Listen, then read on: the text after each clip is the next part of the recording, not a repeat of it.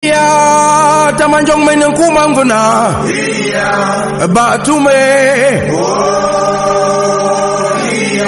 hiya les choses qui arrivent aux autres comment déjà m'arriver. Alors, ce mélange particulier de beignets et de bouillie me rappelle une partie de mon enfance. Cela me rappelle particulièrement la dénommée, la très célèbre Massé, comme nous l'appelions affectueusement, qui était cette vendeuse de beignets qui avait coutume de servir beignets, haricots et bouillie. Et je me rappelle à plusieurs reprises quand je m'étais rendue dans son beignétariat, comme on l'appelle très souvent, il y avait plein de personnes qui passaient la commande de beignets et de bouillie. Et il m'est donc venu comme ça aujourd'hui à l'idée de vous présenter un peu à quoi renvoie la composition nutritionnelle d'une telle combinaison alimentaire.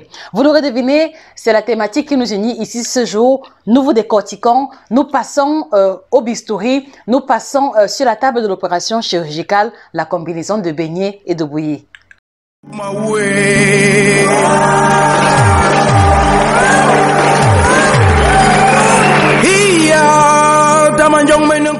Alors aujourd'hui, nous passons au crible beignets et bouillie.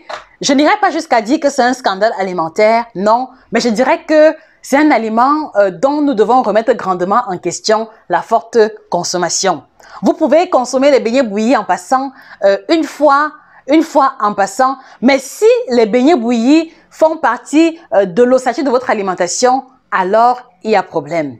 De quel problème est-ce qu'il s'agit? C'est bien ce que nous avons l'intention de vous expliquer. Alors, qui est-ce que je suis pour me permettre de passer en revue, de remettre en question le très célèbre beignet bouilli? Je suis Josica, praticienne en coaching nutritionnel et bien-être.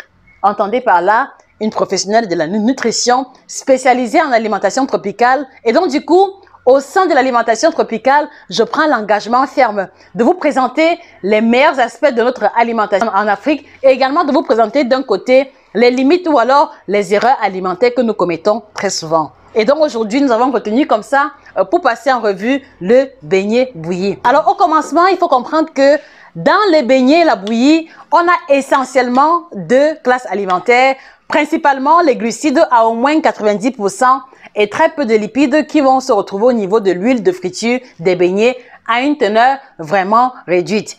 Et lorsqu'on parle de petit déjeuner équilibré, lorsqu'on parle d'alimentation équilibrée, il faudrait que nous retrouvions au minimum 3 classes alimentaires, sinon les 4 prévues, à savoir glucides, lipides, protéines, vitamines et sels minéraux. Et donc, par conséquent, la combinaison de bouillie avec les beignets ne répond aucunement à l'équilibre alimentaire parce que vous avez essentiellement les glucides apportés d'une part par la bouillie et d'autre part encore les glucides apportés par les beignets. Donc du coup, nous voulons comme ça vous inviter à revoir grandement la fréquence de consommation ou à défaut, à trouver le moyen absolu de rééquilibrer un tel petit déjeuner. Donc par conséquent, si vous êtes fan de beignets bouillis, nous vous encourageons grandement à le consommer de façon occasionnelle ou alors d'associer à cela une portion de protéines qui pourra être du poisson ou alors de la viande ou alors simplement du haricot, comme c'est très souvent le classique dans les beignétariats, dans les cafétérias, sous forme de beignets haricots bouillis.